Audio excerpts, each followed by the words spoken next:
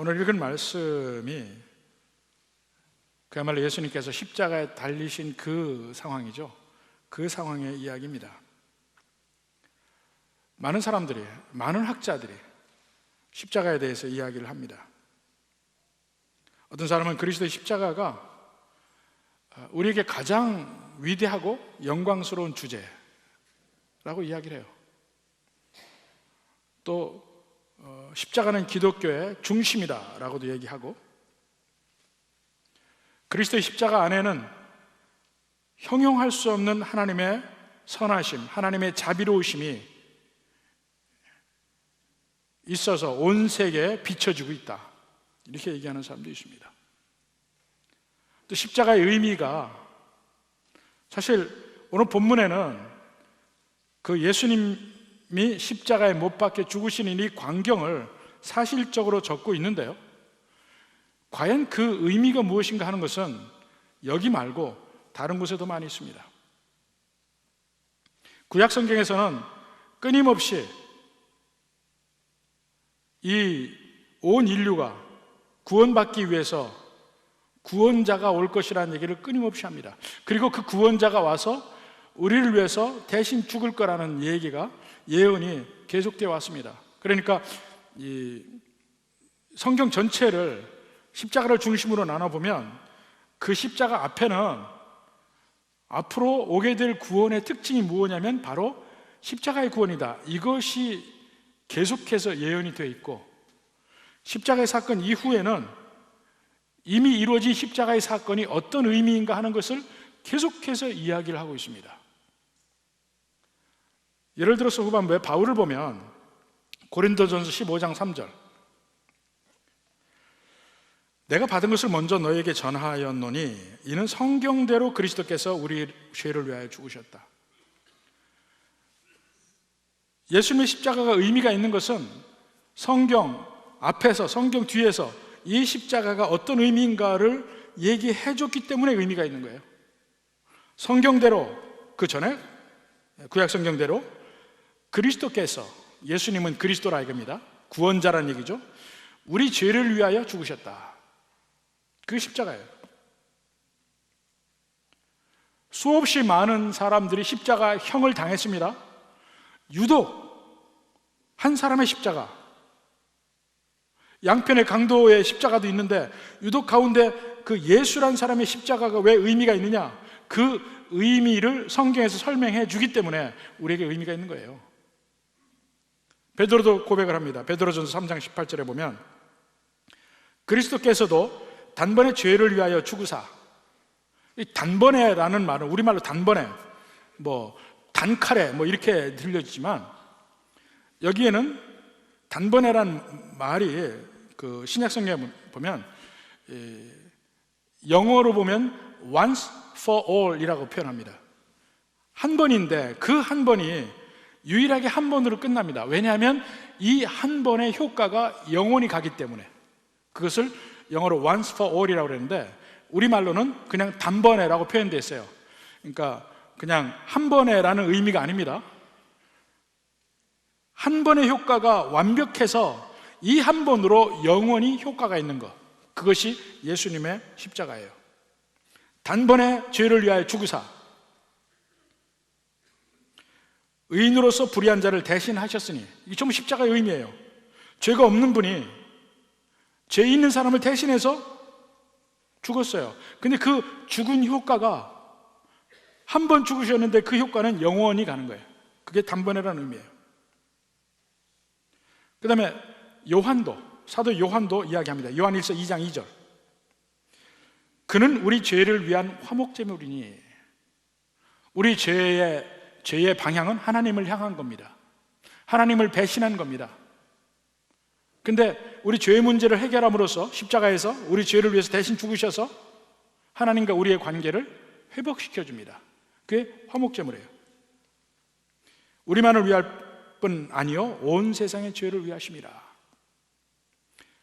히브리서 10장 10절 또 보면 이 뜻을 따라 예수 그리스도의 몸을 단번에 들이심으로 말미암아, 여기도 단번에라고 나왔죠. once for all입니다.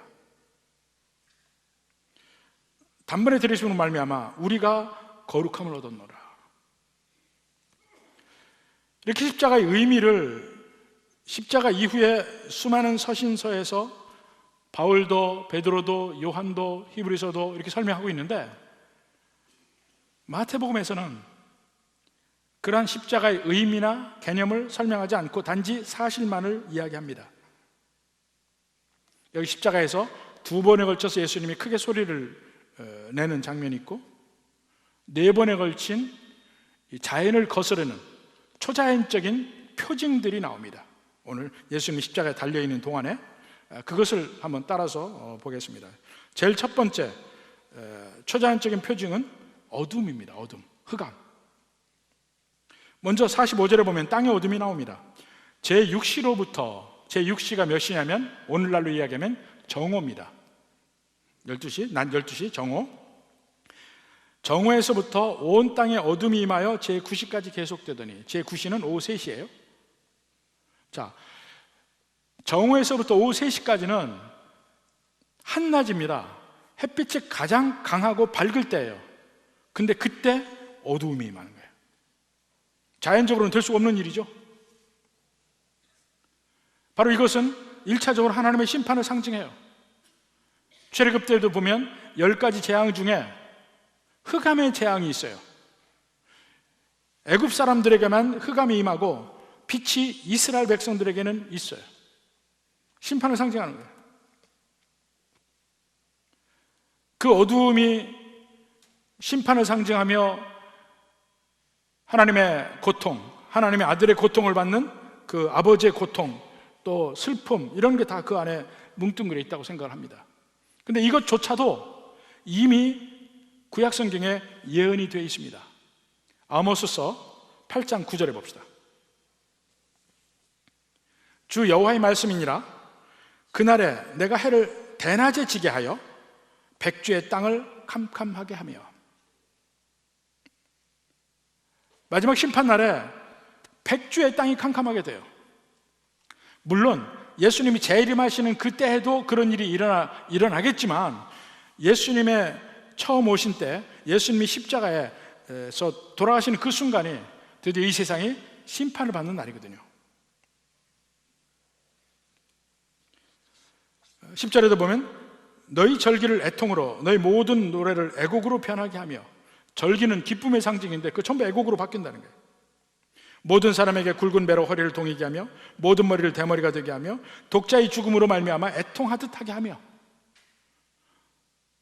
가장 귀한 게 독자네요. 외아들이 죽으면 그보다 더 슬플 게 없거든요.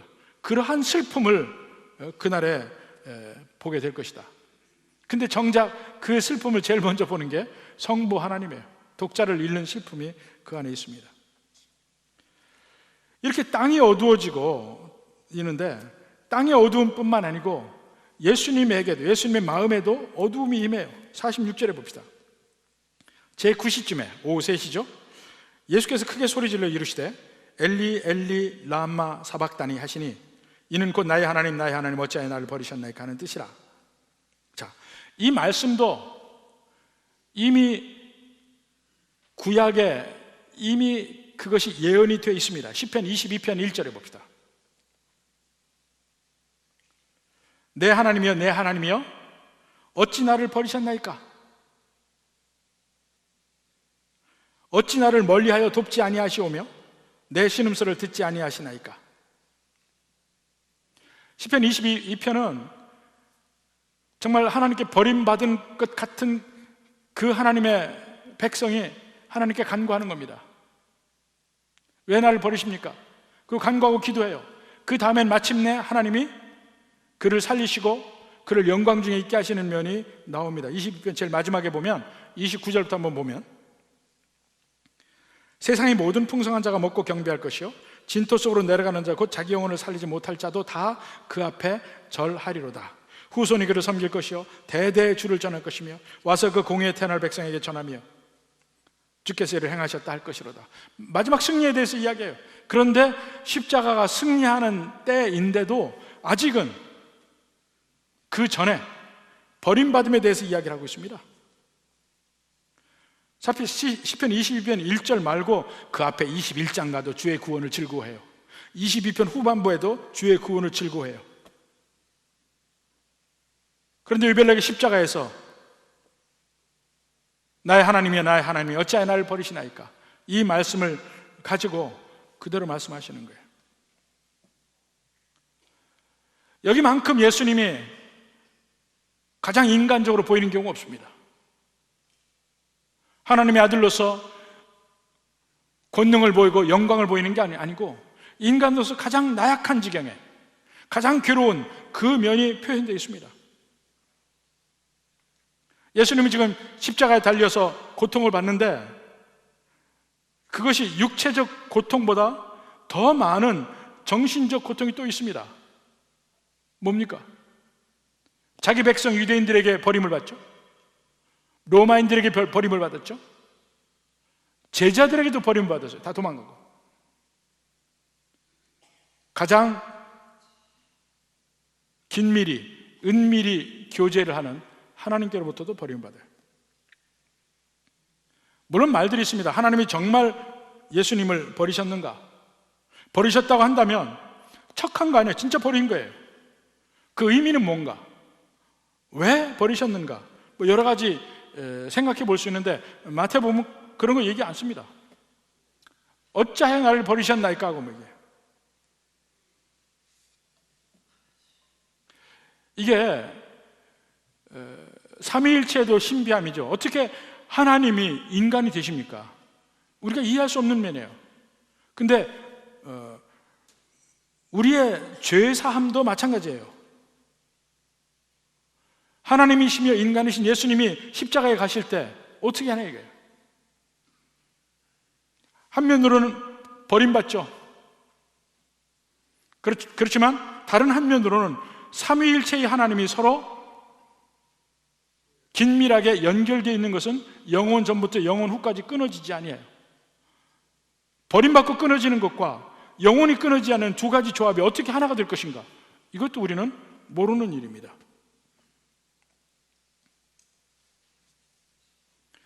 고린도후서 5장 21절에 보면 하나님이 죄를 알지도 못하신 이를 우리를 대신하여 죄를 삼으신 것, 이거 신비예요. 이건 미스테리예요.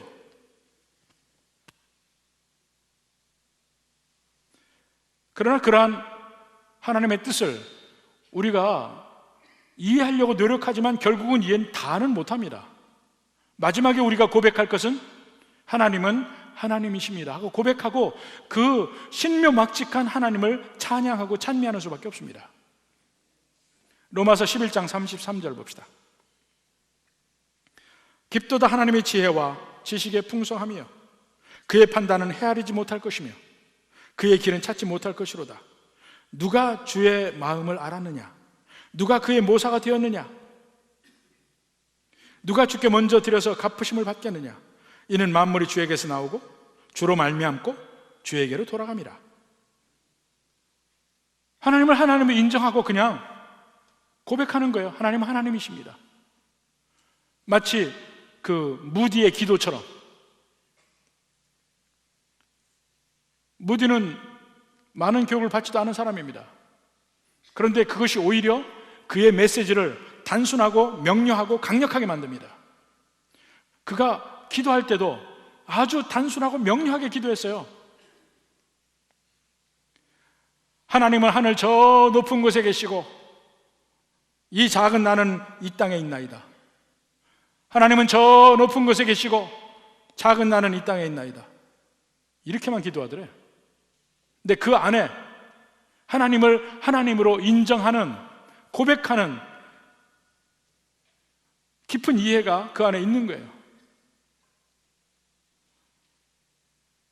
우리가 하나님의 뜻을 이해 못할 때가 얼마나 많이 있습니까? 우리가 어려움을 겪을 때, 우리가 환난 중에 있을 때, 배신을 당할 때, 까닭 없이 병에 걸렸을 때 우리는 끊임없이 하나님께 왜 이렇게 됩니까? 하고 묻지만 결국은 우리가 마지막에 고백할 건 뭡니까? 신묘막직하신 하나님을 찬양합니다. 그게 하나님이고 그게 인간이에요. 하나님의 생각과 우리의 생각은 다릅니다. 하나님께서 그 하나님의 아들인 예수님을 십자가에 못 박으시고 그를 버리시는 그 면에 그걸 어떻게 이해합니까? 단지 그 결과로서 그만큼 우리를 사랑한다는 것밖에 증명되는 게 없어요. 제일 먼저 초자연적인 어두움, 이 세상에 지상에 임하는 어두움, 예수님의 마음에 버림받아 임하는 어두움이 있습니다. 그 다음에 이제 마지막 부르짖음으로 가는데 먼저 47절부터 49절까지 봅시다. 거기 섰던 자 중 어떤 이들이 듣고 이르되 이 사람이 엘리야를 부른다 하고. 자, 이 사람들은 지금 계속 예수님이 마지막 때 그리스도인가 아닌가 그걸 체크해 보려고 했습니다. 근데 그들이 아는 성경에는 이 세상에 메시아가 오면, 그리스도가 오면 그 직전에 엘리야가 온다는 걸 알고 있어서 그들의 마음엔 이 사람이 엘리야인가? 이 사람이 엘리야인가? 이렇게 생각하고 있을 때, 그런데 예수님이 십자가에서 엘리 엘리 하니까 마치 엘리야를 혹시 부르시는 거 아닌가 하고 이야기를 합니다. 물론 우리는 알죠. 엘리야가 올 리는 없습니다.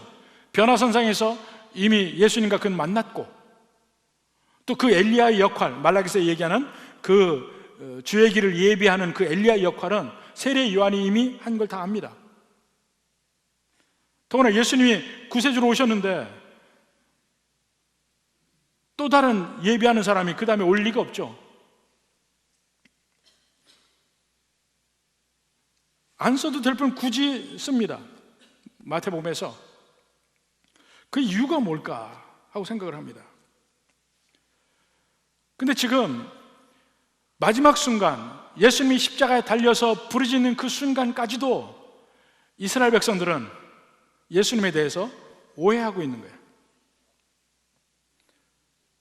지금 예수님은 그 밑에 있는 유대인들, 로마 병정, 그를 조롱하고 있는 그 수많은 사람들조차도 예수님이 구원하러 오셨는데 그 예수님에 대해서 잘못 생각하고 오해하고 자꾸 엉뚱한 얘기만 하고 있는 거예요. 여러분, 그런 일 당해보지 않았습니까? 저는 옛날에 제가 처음에 대학을 떨어지고 재수를 할 때인데 서울에서 광화문 쪽에 학원을 다니는데 아침에 버스를 타고 갔어요. 근데 그때만 해도 버스가 아주 10,000원이었습니다. 10,000원이었는데 이제 광화문쯤 거의 가니까 많은 사람들이 뭐 종로 2가에서도 미리 내리고 뭐 이렇게 하는데 갑자기 옆에 있는 아줌마가 내 이쪽을 자꾸 확 뜯는 거예요. 얼굴도 막 험상도 확 이렇게 해가면서 깜짝 놀랐죠. 도대체 이 아줌마 왜 이러나? 그리고 이제 화가 난 표정으로 쳐다봤어요. 그러니까 막 얼굴에 대다가 뭐라고 하는데 소리는 안 내.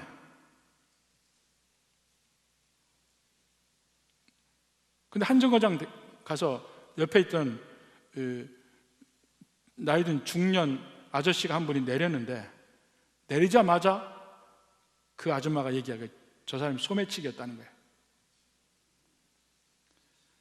조금 사람이 내려 조금 여유가 있는데도 그 중년 아저씨가 내 옆에 딱 붙어가지고 내 주머니에다가 나중에 알고 보니까 주머니에서 이렇게 자기 손을 이렇게 딱 대고 있어요. 대고 있으니까 아무리 움직여도 항상 대고 있으니까 이게 손이 들어온 거 전혀 못 느끼는 거야. 근데 이렇게 하고 그 다음에 빼려고 하는데 아줌마가 나한테 신호를 해가지고 이 소매치기 아저씨가 못 뺐어. 못 빼고 들킨 걸 알고 다음 정거장에서 내렸어요. 내리고 나니까 얘기를 하는데 그 아줌마가 나한테는 은인이잖아, 은인. 근데 처음에 날 막 쥐어 뜯듯이 내 어깨를 하면서 막 이렇게 하는데 이 아줌마 도대체 왜 그런가 그랬죠. 저도 바로 다음 정거장에 내려야 되기 때문에 크게 감사하다는 말을 못하고 그냥 한마디 감사합니다 하고 내렸는데 아이고, 그분 참 감사한 분인데 내가 그분에게 그랬구나 하는 생각을 했어요. 이건 작은 일이에요, 작은 일. 근데 그런 오해를 받을 상황, 내가 분명히 선한 뜻으로 상대편에게 했는데도 불구하고 상대편은 오히려 내게 막 포악을 떠는 경우가 있거든요. 오해를 하고 잘못 해를 끼치는 줄 알고 그런 일들이 있습니다. 가장 대표적인 예가 구약의 수없이 많은 선지자들이에요. 수많은 선지자들은 하나님의 뜻을 받아서 자기 백성들을 살리기 위해서 온갖 노력을 했습니다. 그런데 그 선지자들을 자기 백성은 오히려 핍박을 해요. 가장 대표적인 예가 예레미야. 예레미야 선지자는 유다 왕국이 망할 때, 느부갓네살 왕이 막 유다를 공격할 때의 선지자예요. 근데 그는 이미 유다는 멸망할 것이라는 걸 알았어요.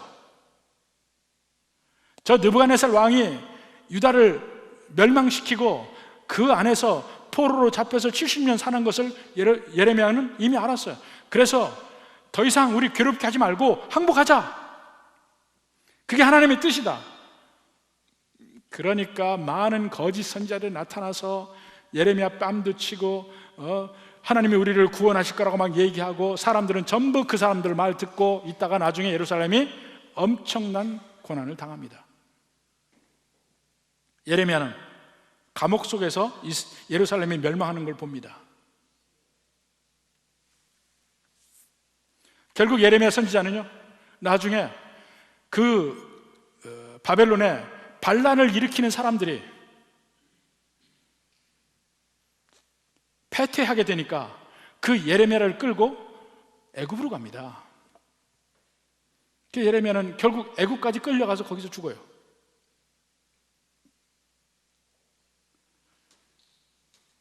그렇게 자기 백성을 위해서 이렇게 하지 마라, 우리가 좀 더 하나님의 뜻 안에 있으면 좀 더 고통이 덜할 것이다, 이걸 얘기했음에도 불구하고 안 들어요. 오히려 예레미야를 죽이려고 합니다.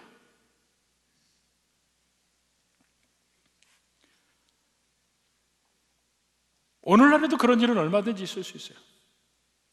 교회 안에서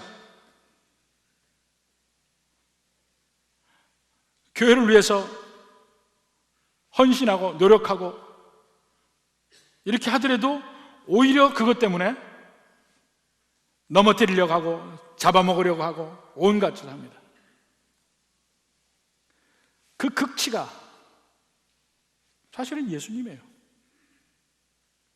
예수님이 이 세상을 구하러 오셨잖아요. 바로 거기서 예수님을 조롱하는 사람들조차도 예수님이 그들을 구원하려 지금 십자가에 달리신 거 아니야. 근데 십자가에 달리신 그분을 계속 조롱하고 있어요.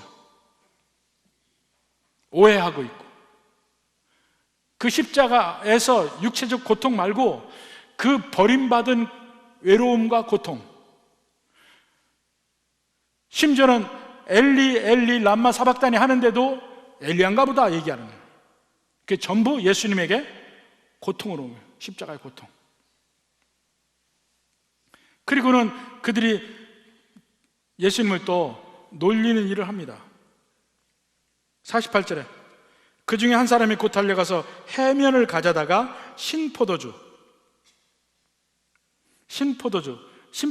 게 이미 포도주가 식초가 된 겁니다. 그 와인 비니가라고 하는 건데, 그 신포도주를 적셔서 갈대 꿰서 이렇게 못 먹는 거죠. 그것도 이미 구약에 예언이 되어 있는 거예요. 시편 69편 20절 봅시다. 자, 하나님의 종이 고난받는 장면입니다. 비방이 나의 마음을 상하게 하여 근심이 충만하니. 비방을 계속 받아요.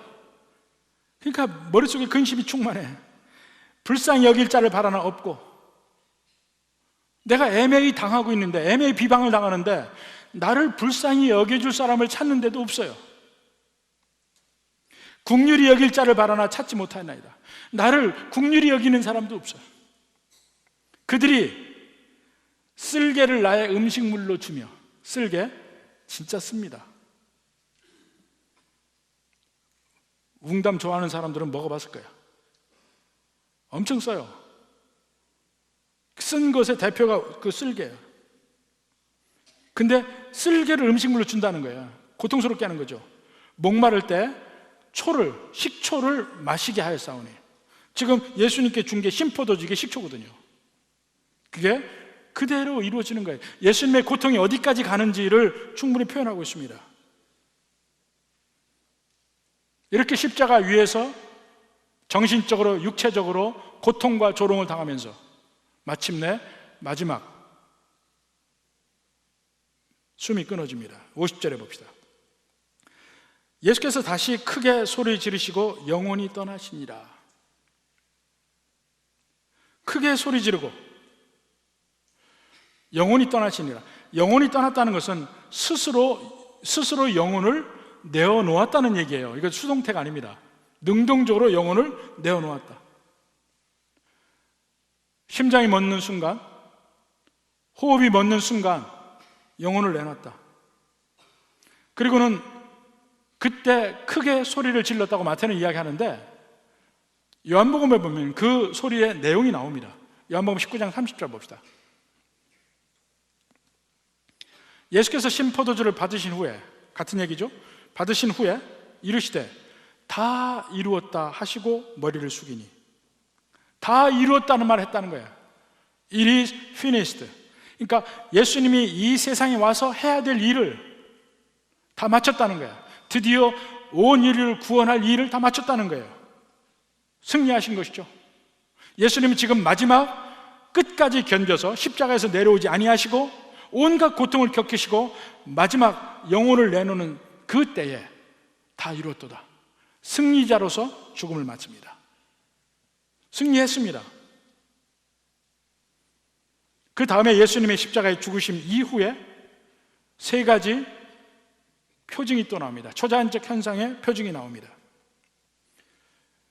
그 의미를, 십자가에서 죽으신 그 의미를 바로 보여주기 위해서 하나님이 주신 거라고 볼 수 있어요. 첫 번째 표징을 보면 51절, 이에 성소 휘장이 위로부터 아래까지 찢어져 둘이 되었다. 여기서 그냥 성소 휘장이라고 했습니다. 그런데 그 성소의 휘장이, 그 성전에 가면 세 가지가 있어요. 제일 안에 지성소와 성소 사이에 휘장이 있습니다. 그 휘장은 대제사장만 들어가게 되어 있는 곳이에요. 그 가른 휘장. 그 다음에 성소에서 밖으로 나올 때 그 성소의 휘장이 있습니다. 마지막으로는 유대인의 뜰에서 이방인의 뜰 가는 그 사이에 휘장이 있습니다. 이것은 대단히 크고 웅장한 거예요. 한 20m가 넘는 높이의 휘장이에요. 그 중에 어떤 휘장을 찢어졌냐고 얘기하는지는 우리가 몰라요. 만약에 제일 밖에 있는 유대인의 뜰과 이방인의 뜰 사이에 그 휘장이 찢어졌다면 수많은 사람들이 봤을 것이고 정말 놀라운 광경이 있었을 거예요. 근데 만약에 지성소와 성소 사이의 휘장이 찢어졌다면 그것은 일반 사람들에게는 안 보였겠죠.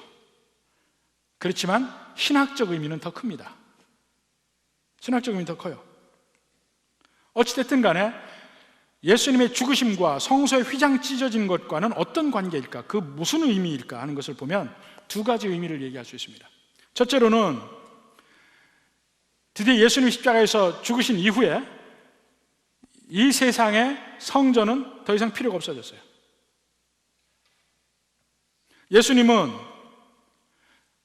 참된 대제사장으로, 참된 제물로, 하나님의 어린 양으로서 죽임을 당한 겁니다. 아까 단번에라는 말을 했죠. 이제는 더 이상 이 한 번으로 끝나고 더 이상의 제사가 필요가 없어요. Once for all, 영원까지 효력을 미치는 제사니까. 그러니까 이제는 지상에 더 이상의 대제사장도 필요 없고, 피 흘림도 필요 없고, 속죄소도 필요 없고, 성전에서 향을 피우고 하나님께 나가고, 또 속죄일 1년에 한 번 대제사장이 피를 들고 지성소에 가는 그것도 다 필요 없어졌습니다. 다른 면에 의하면 성전이 회파된 거예요. 성전이 심판을 받은 거예요. 다 끝났습니다. 성전의 휘장 찢어짐으로 바로 그런 면을 보여주고 있어요. 두 번째 의미는 뭐냐면, 원래 그 휘장은 안과 밖을 나누는, 구분하는 경계선입니다. 하나님의 임재는 지성소에 있어요. 근데 거기까지 가려면 휘장을 계속해서 지나가야 되고, 마지막 휘장은 아무도 못 지나가고 대제사장만 1년에 한 번 양의 피를 가지고 들어갈 때 들어갈 수 있습니다. 인간의 죄를 짓고 나서 하나님과 인간의 관계는 막혔습니다. 근데 구약에서 하나님이 인간과 함께 하긴 하는데 그 과정이 엄청나게 제한이 있다는 것을 보여주는 것이 성전이에요. 대제사장이 그래서 그 지성소에 들어갈 때는 물론 정말 모든 정결케 하는 모든 과정을 지나고 피를 가지고 들어가지만, 들어갈 때요 반드시 이 허리춤에다가 이 밧줄을 메고 들어갔습니다. 밧줄을. 왜냐하면 거기서 조금만 잘못하면 죽어요. 죽어. 그래서 밖에서 전부 소리를 듣고 있습니다. 그러다가 갑자기 퍽 소리 나면 아무도 못 들어가잖아요. 대제사장밖에 못 들어가잖아요. 그러니까 그 밧줄을 끌어내서 대제사장을, 그 시체를 밖으로 끌어낸 거예요. 그만큼 금지된 곳이에요, 하나님의 면전은. 근데 휘장이 찢어진 건 뭐예요? 대제사장만 1년에 한 번 제한적으로 들어갔었는데 이제는 누구나 아무 때나 들어가게 되는 거예요. 그게 휘장이 찢어진 의미예요. 이제는 유대인이나 이방인이나 남자나 여자나 부자나 가난한 자나 누구나 관계없이 하나님 앞에 나아갈 수 있게 된 겁니다. 그게 예수님이 십자가에서 하신 일. 이것을 히브리서에서 처음부터 끝까지 계속 설명하고 있는 겁니다. 예수님이 십자가에 못 박히신 의미가 무엇인가, 그리고 성전과의 관계가 무엇인가, 이것을 집중적으로 설명하고 있는 것이 히브리서예요. 히브리서 10장 봅시다. 10장 19절. 그러므로 형제들아, 우리가 예수의 피를 힘입어 성소에 들어갈 담력을 얻었나니. 여긴 성소라고 했지만은 지성소까지 포함한 전체, 하나님 앞에 나아갈 담력을 얻었어요. 그 전에는 아무나 들어가면 거기는 죽는 것이에요. 못 들어가는 데야. 근데 예수의 피를 힘입어서 성소에 들어가요. 전에 구약에는 대제사장이 양의 피를 가지고 들어갔거든. 근데 이제 우리는 그게 필요가 없어요. 단번에 드린 예수님의 피, 그 피를 가지고 들어가는 거예요. 이건 죽을 염려가 없어요. 그래서 담력을 얻었다고 그러는 거예요. 하나님 앞에 가면 죽는데 이제 안 죽어요. 여러분이 지금 우리가 함께 예배드리는 이곳도 성전이에요. 하나님 앞에 있어요. 근데 여러분 안 죽잖아. 여러분이 무릎 꿇고 개인이 기도한다고 할 때 하나님 앞에 있는 거예요. 근데 안 죽잖아. 이게 얼마나 엄청난 일인지 우리는 매일매일 그것을 경험하고 있으니까 당연히 그런 줄 알았는데, 천만에 예수님 전에는 전혀 그렇지 않았어요. 그 전에는 사람들이 기도한다 하더라도 예루살렘을 향해서 기도했어요. 왜냐하면 그 기도는 예루살렘에서만 받아들여졌으니까. 요즘에 이슬람도 전부 그 메카를 향해서 기도하잖아요. 메카를 통해서 신하고 연결된다고 생각해요.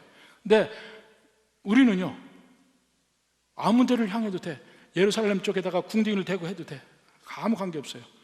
왜냐하면 거기를 통하는 게 아니니까. 어디든지 하나님이 우리와 함께 계시니까. 예수님이 죽으심으로 말미암아 이 지상의 성전은 무너진 거예요. 그리고 우리는 누구나 하나님 앞에 나아갈 수 있는 성소에 들어갈 담력을 얻었으니. 그 다음에 20절에 그 길은 우리를 위하여 휘장 가운데로 열어놓으신 새로운 살 길이요. 휘장이 찢어졌잖아요. 휘장은 곧 그의 육체니라. 그 휘장이 찢어진 것은 곧 예수님의 육체가 찢어진 것과 상징적으로 같은 의미라 이게요. 또 하나님의 집 다스리는 큰 제사장이 계심에, 이것도 예수님이죠. 우리가 마음의 뿌림을 받아, 피 뿌림을 받는단 말이에요. 우리가 그 세례를 받을 때도 원래 뿌림을 받습니다. 근데 그 뿌림이 물로 뿌리는 게 뭐냐? 예수 그리스도의 피로 정결케 되는 걸 상징적으로 의미하고 있어요. 마음의 뿌림을 받아 악한 양심으로부터 벗어나고 몸은 맑은 물로 씻음을 받았으니 참 마음과 온전한 믿음으로 하나님께 나아가자. 성소로 들어가는 거예요. 지성소로. 언제나 우리는 하나님을 만날 수 있게 된 겁니다. 이 특권이 언제부터냐? 예수님이 십자가에 못 박혀 죽으신 이후부터. 그게 첫 번째 표징으로 성전의 휘장이 찢어진 거예요. 그 다음에 세 번째 표징 보시죠. 두 번째 표징은 51절 후반부에 보니까 땅이 진동하며 바위가 터지고, 십자가 바로 직전에는 땅에 어둠이 임했죠. 십자가에서 예수님이 돌아가신 이후에는 땅이 흔들려요. 진동해요. 앞뒤로 초자연적인 현상이 벌어진 겁니다. 그 십자가가 의미가 있다는 사실을 실제 그 자연 세계에서 보여주고 있죠. 세 번째 표징은 52절 53절입니다. 무덤들이 열리며 자던 성도의 몸이 많이 일어나되, 죽었던 사람들이, 성도들이 일어난다는 거야, 믿은 사람들 중에서. 근데 그걸 다시 더 보면 53절에 보면 예수의 부활 후에 그들이 무덤에서 나왔다 그럽니다. 그러니까 예수님 십자가에 못 박히시자마자 성도들의 무덤이 열린 게 아니에요. 부활 후에 열렸습니다. 부활 후에. 근데 이 마태복음에서 예수님의 부활 이후에 그걸 써야 되는데, 십자가 때문에 그렇게 됐다는 걸 보여주기 위해서 바로 표징으로 바로 십자가에서 예수님 죽으신 뒤에 붙여놓은 거예요, 말을. 실제 일어난 일은 부활 후에 일어난 건데, 이게 표징이에요. 십자가가 바로 이러한 의미와 능력을 가지고 있다.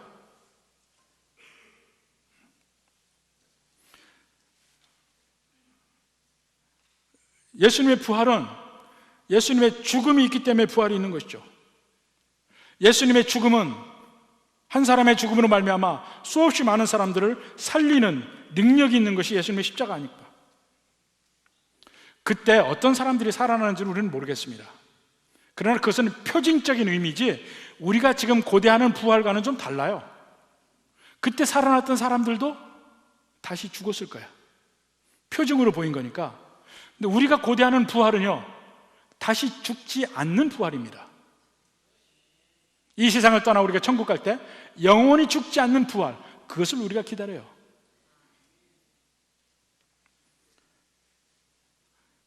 여기 예수님의 죽음이 아주 담백하게 적어져 있습니다. 그러나 그 전의 성경, 그 이후의 성경을 통해서 이 예수님의 죽음이 얼마나 엄청난 의미를 가지고 엄청난 능력을 가졌는지를 우리가 알 수 있습니다. 제일 큰 능력이 뭐냐? 결국 죽음의 권세, 우리에게 임하는 죽음의 권세를 물리쳐 이겼다는 거예요. 예수님의 죽음을 통해서. 바로 그 능력을 입은 우리가 그 주님을 믿고 의지하며 주님 안에서 살아갑니다. 예수님 나중에 부활하셔서 모든 잠자는 자들의 첫 열매가 됐다고 그랬어요. 예수님 부활하시고 그 이후에 그 모든 믿는 백성들이 부활하는 것을 표징적으로 일부 보여주었지만, 이제는 우리가 이 세상을 떠나도 그러한 소망이 있는 거 아닙니까? 다 무엇 때문에? 예수님의 십자가 때문에. 그 전과 후를 비교해서 보면 예수님이 이루신 일이 얼마나 엄청난 은혜요 능력인가를 우리가 알 수 있습니다. 바로 이런 면이 더 깊이 느껴지고 여러분 삶 속에서 더 능력으로 나타날 수 있기를 주님의 이름으로 축원합니다.